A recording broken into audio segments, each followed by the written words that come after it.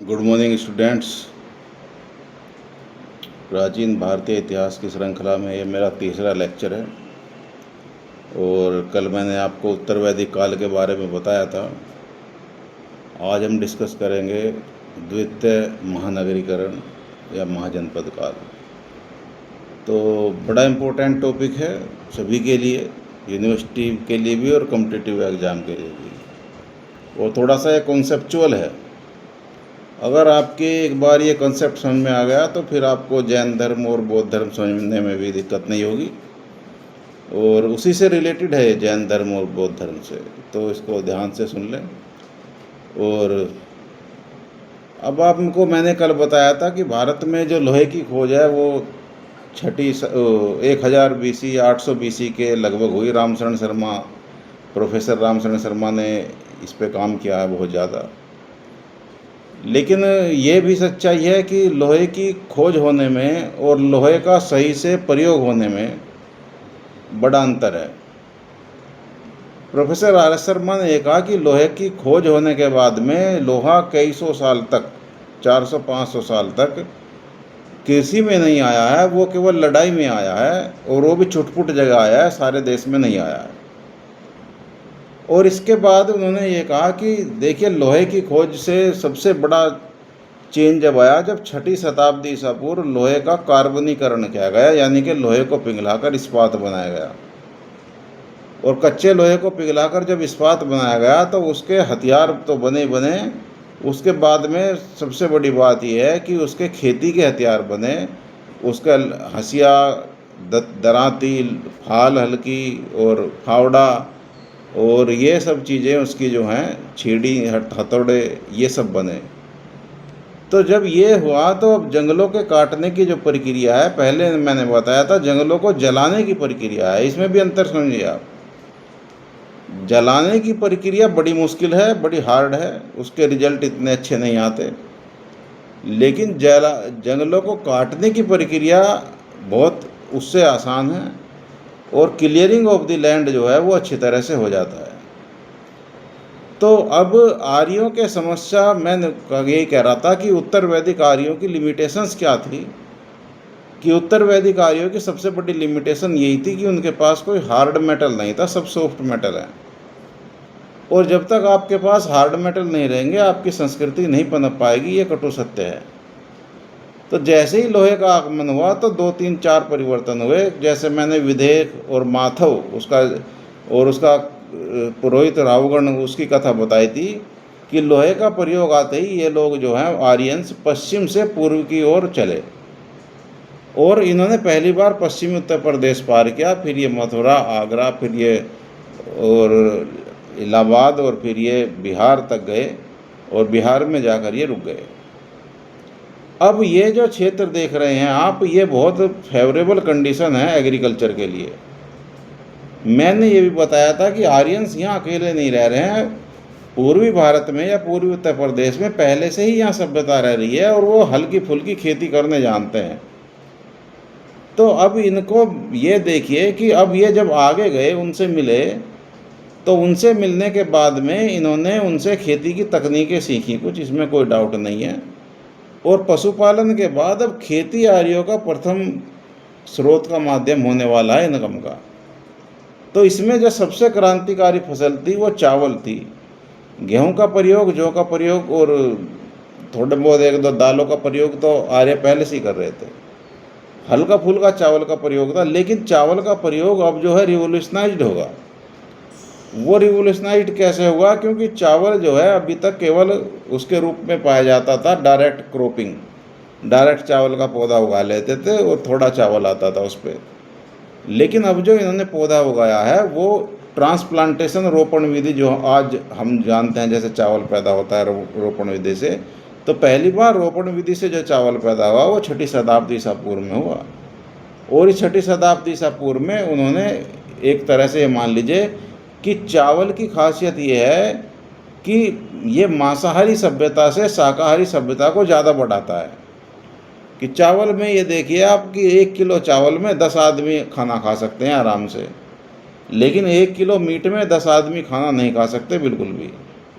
तो चावल से दो चीज़ होती हैं कि एक तो जनसंख्या को आप खिला सकते हैं, सेना को खिला सकते हैं, और एक दूसरी बात यह है कि चावल जहाँ पे है और आर्द्र जलवायु है, नमी है, तो वहाँ पे फर्टिलिटी रेट बहुत हाई होते हैं। इसका उदाहरण आप बांग्लादेश, भारत और बिहार और ये देखिए श्रीलंका, थाईलैंड, म्यांमार, इन जगहों की जनसंख्या देखिए कि कोस्टल एरिया के आसपास जो चावल मछली खाते हैं लोग, उनकी जनसंख्या का ग्रोथ डेजर्ट एरिया या ठंडे एरिया की अपेक्षा ज़्यादा होता है।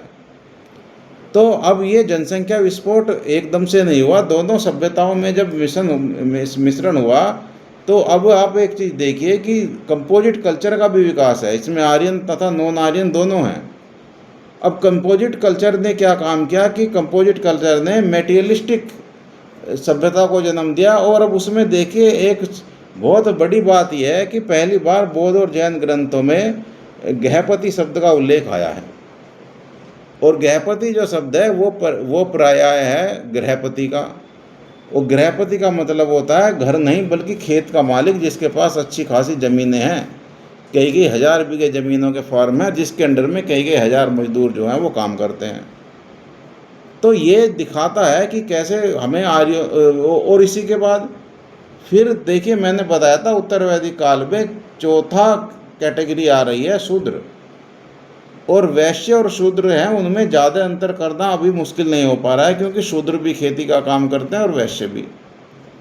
लेकिन इतना ज़रूर हो गया कि बड़ी जनसंख्या होने के बाद इन्हें अपने खेत में काम कराने के लिए शूद्र के रूप में मजदूर मिलने लगे।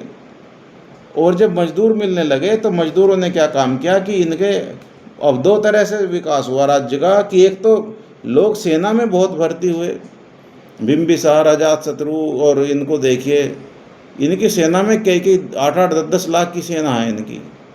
तो सेना बड़ी हुई, राज्य बड़ा हुआ, स्टेट बना और राष्ट्र बना, उसमें कई सारी जो हैं राष्ट्रीयताएं समाई।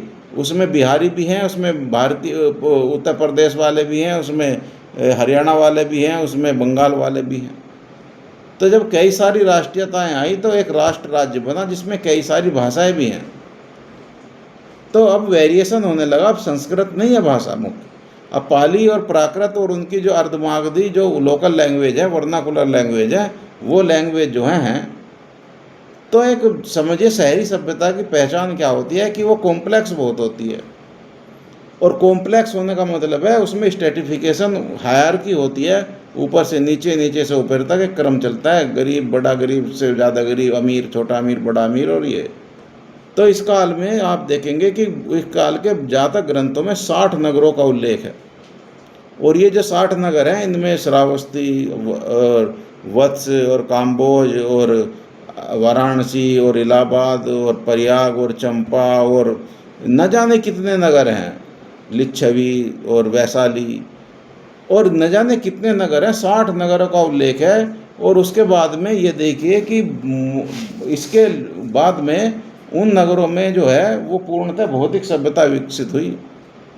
अब एक चीज़ और देखिए, मैंने बताया था कि जैसे जैसे भौतिकता बढ़ेगी वैसे वैसे लोग आराम पसंद की ज़िंदगी व्यतीत करने के लिए बढ़ेंगे, और आराम पसंद की ज़िंदगी व्यतीत करने के लिए उनके पास में नए नए पेशे, तो जो प्रोफेशंस हैं वो महावस्तु में तो 36 बताए गए हैं, आगे चलकर वो 76 हो गए, और कभी वो 64 बताए जाते हैं। तो प्रोफेशन जो हैं श्रेणी तथा संगठन जिसको कहते हैं, श्रेणी माने एक ही लोगों का एक जैसा काम करने का संगठन, श्रेणी तथा संगठन कम से कम भी 64 हैं। और श्रेणी के अध्यक्ष को श्रेष्ठी कहा जाता है, और जो बाद में सेठ बना, और उसके दूसरे जो कारवा चलता है, और ये दक्षिण में उसको चेट्टी तथा शेट्टी कहा गया है। तो श्रेष्ठी का हेड मुखिया है और वो सेठ बना, और फिर सारथवा है जिसको कि कबीले उसका मतलब व्यापारियों का हेड कहा जाता है। और ये बताया जाता है, जहाँ तक ग्रंथों में वर्णन है, कि कई सौ गाड़ियों लेकर कबीले वो क्या कहते हैं वो चलते थे व्यापारी, और उसके व्यापार के लिए उन्होंने राज्य उनको सुरक्षा देता था। तो ये जो चीज़ें हैं ये ऐसी हैं कि आप इनको इग्नोर नहीं कर सकते। ऐसे ही नए नए प्रोफेशन आ गए। अब टोकरी बनाने वाला, पत्थर काटने वाला, पाषाण का काटने वाला, और तंतु आए मतलब जुलाहा, लोहार, बढ़ई और चर्मकार, नाई, धोबी, न जाने कितने 60, 70, 80 व्यवसाय हैं जो मान्यता प्राप्त हैं और जो श्रेणीबद्ध हैं। और पहली बार जो है इसमें एक तरह से अब जब चीज़ें आई तो मार्केट बना और पोलो गेम ही शुरू हुई और पूंजीपति क्लास शुरू हुआ, जिसको कि गृहपति कहता है वो, और एक एक गृहपति कई कई बीवियाँ रखते हैं। तो ये समझ रहे जब भोग बढ़ रहा है हमारा, तो फिर विवाह करने की वो सब चीज़ भी, उसमें भी लोग छूट ले रहे हैं। और जो अमीर आदमी है दो तो तीन तीन शादियाँ कर रहे हैं, और महिला जो है फिर वो पर्दे के पीछे जा रही है। उसकी अब स्थिति उत्तर गुप्त काल से भी ज़्यादा गिरती जा रही है। इसीलिए पहली बार जो है उत्तर वैदिक काल में नहीं बल्कि जातक काल में नगर वधु शब्द का प्रयोग मिलता है। नगर वधु का मतलब होता है वैश्या, और अम्रपाली एक वैश्या थी। और उस दौरान कई जातक ग्रंथों में कई वैश्याओं के उल्लेख हैं, जो एक सम्मानजनक पेशा माना जाता था और जो आज की तरह हीन दृष्टि से नहीं देखा जाता था। तो कहने का मेरा मतलब है नगर होगा तो उसमें प्रासाधन होंगे, मनोरंजन के साधन होंगे, श्रृंगार होगा, गायन होगा और अच्छी बिल्डिंग्स होंगी और ये सब चीज़ें होंगी। अब इसमें तीसरी जो चीज़ है वो आई है, सबसे बड़ी चीज़ जिसका मैं उल्लेख करना चाहता हूँ कि पहली बार लोहा तो आया ही आया। लोहे का बड़ा प्रयोग तो हुआ ही हुआ, लेकिन लोहे के साथ साथ अनेक धातुएं आई और उन धातुओं में कांसा, ब्रोंज, चांदी, ये सिल्वर और ब्रास, ये सारी चीज़ हैं। और एक तरह से पंच मार्क्ड कोइंस जिनको आहत मुद्रा कहते हैं वो आई। और आहत मुद्राओं में क्या हुआ कि आहत मुद्राओं से अब व्यापार जो है, लेन देन बार्टर नहीं रहा, अब एक्सचेंज, कि तू मैं तुझे ये सामान दे रहा हूँ, मैं शर्ट दे रहा हूँ, तू मुझे पैंट दे दे, मैं जूते दे रहा हूँ, तू मुझे चप्पल, नहीं। अब बैंकिंग सिस्टम आया और ब्याज का सिद्धांत आया पहली बार। और जो बौद्ध धर्म के पुरोधा हैं या उस टाइम के जो गौतम बुद्ध हैं या और लोग हैं, उन्होंने ब्याज लेना जो है वो सही काम बताया, जबकि वैदिक साहित्य जो है उसका खंडन करता है। और उन्होंने ये कहा कि खूब धन कमाओ, खूब लाभ लो, और व्यापारियों को उन्होंने संरक्षण दिया। अब व्यापारियों को संरक्षण देने का मतलब है वो खुल के कह रहे हैं कि हम व्यापारियों के साथ हैं, हम धन वालों के साथ हैं। तो इस दौड़ में निर्धन लोग पिछड़ गए और इसीलिए दास प्रथा और क्या कहते हैं वैश्य प्रथा और अनटचेबिलिटी और ऊंच नीच का भेद ये ज़्यादा आया। क्योंकि जिन लोगों ने, देखिए, संसाधनों पर जो अधिकार कब्जा लेगा उसी की जय होती है समाज में। जो संसाधनों की दौड़ में सामान कब्जाने में पीछा छूट जाता है उसे कोई नहीं पूछता। तो यही यहाँ हुआ। और देखिए, लिपि आई, स्क्रिप्ट आई, भाषाएं आई, लेखन आया, प्राकृत और पाली में खूब सारा साहित्य लिखा गया। और शहरी वर्ग है जो अनुत्पादक वर्ग है जो गांव छोड़ के शहरों में रहने लगा। ये सबसे बड़ी बात है, शहरीकरण की ये पहचान हो रहा है कि इसमें अनुत्पादक वर्ग बहुत ज़्यादा रहता है। तो अब ये देखिए कि अब इतने सारे वो होने के बाद में क्या कहते हैं, इतने सारे पॉजिटिव एस्पेक्ट होने के बाद में समाज में जो है एक तरह से ये मानिए कि एक ऐसा वर्ग आ गया जो बहुत ज़्यादा क्रिएटिव काम भी करता है। तो अब इन क्रिएटिव काम करने में एक तरह से तंतुकार, रथकार और जीवक जो है वो एक वैद्य है, उस काल का जो औषधि जानता है वो सारी, तो वो मरीजों को, अच्छे अच्छे मरीजों को ठीक करता है। तो ये इतने सारे जो लोग हैं ये इसमें आए और द्वितीय महानगरीकरण में इन्होंने जो है सहायता दी। अब ये महाजनपद काल है या द्वितीय महानगरीकरण है, इसमें ये देखना होगा हमें कि ये इसमें जो प्रोफेशंस हैं वो प्रोफेशंस नई नई जातियों को भी जन्म दे रहे हैं। मैंने बताया था कि इंडिया में जाति व्यवस्था का मतलब ये होता है कि आप पर्टिकुलर प्रोफेशन कर रहे हैं, इसीलिए जाति व्यवस्था पैदा होती है। क्योंकि एक ही जाति पर्टिकुलर एक प्रोफेशन करती है, इसीलिए इस काल में जातियों का भी प्रस्फुटन है या जातियों का भी एक्सप्लोजन है। अब वर्ण कोई बड़ी बात नहीं रही, वर्ण तो ही है, लेकिन जाति व्यवस्था जो है वो कठोर होती चली गई और उसमें बौद्ध धर्म के लोग भी कुछ नहीं कर पाए। लेकिन ब्राह्मण धर्म के जो एक तरह से दार्शनिक हैं उन्होंने जाति को और कठोर बना दिया, क्योंकि महानगरीकरण में एक तरह से समाज में जो है पोल्यूशन पैदा होने का डर था। लेकिन उल्टा अब देखिए समस्या क्या है, महिलाओं की भी दशा खराब हुई और आम आदमी की, कॉमन मैन भी, गरीब आदमी की दशा खराब हुई। तो ऐसे में जो श्रेय ले गया इसका, वो गौतम बुद्ध ले गए। गौतम बुद्ध ने स्पष्ट कहा कि जाति रहित, वर्ग रहित, वर्ण रहित, शोषण रहित समाज होना चाहिए। लेकिन ऐसा कुछ होने वाला नहीं है, क्योंकि गौतम बुद्ध जब गहरे में जाते हैं तो इन सब विषयों पे वो चुप्पी साध जाते हैं। और उनका चुप्पी साधना इसलिए ज़रूरी है क्योंकि वो खुद व्यापारियों से जो है वो पैसे लेते हैं, और व्यापारियों से जो है उनका खूब अच्छा रिश्ते हैं। अगर व्यापार ना होता तो गौतम, वो ये क्या कहते हैं, वो नहीं होता, बौद्ध धर्म इतना नहीं फल फूलता। तो मेरा कहने का मतलब है कि अब जब चावल आया या फसलें आई, तो अब एक चीज़ देखिए आप कि ये नरम और जलवायु जो है वो वर्षाकालीन है, वर्षा के आधारित जलवायु है। कि देखिए आप कि पश्चिम उत्तर प्रदेश से अगर पूर्वी उत्तर प्रदेश के पास जाएं तो आपको धीरे धीरे क्या मिलेगा कि जलवायु जो है वो बहुत आर्द्र होती चली जाती है, और वहाँ वर्षा काल भी बड़ा होता है, वहाँ 4-4 महीने लगातार वर्षा होती है। जबकि पश्चिम भारत में ऐसा नहीं है, पश्चिम भारत में बहुत कम वर्षा होती है। और अब मापन, अब देखें, अब नगर बने, सरकार बनी, मंत्री परिषद बनी, तो अब स्टैंडर्डाइजेशन भी आएगा। स्टैंडर्डाइजेशन कहते हैं मानक आधार। अब हर चीज़ का स्टैंडर्डाइजेशन है, मतलब एक स्टैंडर्ड भाषा है जिसमें किताब लिखी जानी है, वो अर्धमागधी हो सकती है, वो पाली हो सकती है, वो प्राकृत हो सकती है। प्लस फिर स्टैंडर्डाइजेशन के साथ साथ फिर तोल और माप का भी स्टैंडर्डाइजेशन होगा। वृत्ति, तोला, मासा, ये यूनिट चलने लगी तो इसमें भी स्टैंडर्डाइजेशन आएगा। फिर स्टैंडर्डाइजेशन आएगा लिपि में भी। लिपि भी आई एक तरह से, जो कि प्राकृत या संस्कृत लिपि का मतलब जो है वो ब्राह्मी लिपि है। तो हर चीज़ का स्टैंडर्डाइजेशन आया, मुद्राओं का भी स्टैंडर्डाइजेशन आया। पंच मार्क्ड कॉइन आई। पंच मार्क्ड कॉइन का मतलब होता है ठप्पा लगा के मोहर तैयार करना, क्योंकि उस पर अभी लिखा नहीं जाना है, क्योंकि ये लोग अभी मुद्रा में थोड़ा पीछे हैं, और उस पर लिखने की केवल एक निशान लगा देने की परंपरा आई। और ये मुद्राएं खूब मिलती हैं संग्रहालय में, दिल्ली म्यूजियम में खूब रखी हुई हैं। तो ये महानगर, अब देखिए अब क्रम क्या चल रहा है, क्रम यही है, बस सभ्यता का विस्तार हो रहा है। मैंने बताया था कि पहले विश्व है, फिर जन है। जन मान, विश्व माने एक छोटी यूनिट, जन माने उससे बड़ी यूनिट, फिर जनपद माने और बड़ी यूनिट, और अब फिर महाजनपद आया। ये क्रम नोट कर लें आप। और फिर जब महाजनपद आया तो फिर राजधानी नगर आए। राजधानी नगरों में, जैसे कि नगर तो छोटे हैं लेकिन राजधानी नगर बड़े हैं, जैसे कि कौशाम्बी, जैसे कि श्रावस्ती, जैसे कि चंपा, जैसे कि हस्तिनापुर, जैसे कि वाराणसी, जैसे कि पांचाल। अब ये सारे नगर जो हैं ये बड़े बड़े साम्राज्यों की राजधानियां हैं।